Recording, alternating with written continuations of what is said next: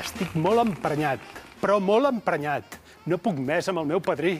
No puc més, el de les trucades, el dels dubtes. Sí, ara busca una torradora. Una torradora. Fa dies em demanava: perdona, per què posen una funció per cremar el pa si ningú es menja el pa cremat? Que dius, home, ja està bé. Jo què sé per què posen aquesta funció, padrí? I ara vol trucar una gran superfície, com sempre, demanant una torradora multifunció. Anem a espiar-lo.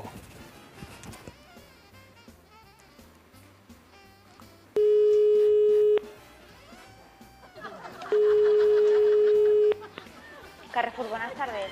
Con la sección de las tostadoras. Un momentito. Carrefour, ¿sabes? Dígame. Con las tostadoras. Sí, dígame. Aquí le puedo ayudar yo, que soy electrodoméstico, señor. Bien, quería una tostadora.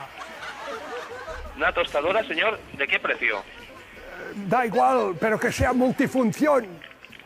¿Multifunción? Sí, ¿A qué se refiere multifunción, caballero? pues que sirva para las rebanadas de pan. Vale, para el pan. Sí, tenemos una oferta, caballero. Bien, pero es multifunción. Oiga. ¿Sí? Sí. O sea, que sirve para poner rebanadas de pan. Eso es, caballero. Como si fuera una tostadora normal de esas de grill. Y a ver, y para los calcetines. O sea... ¿Para los calcetines? Sí. ¿Cómo que los calcetines? Usted quiere calcetines, ¿no?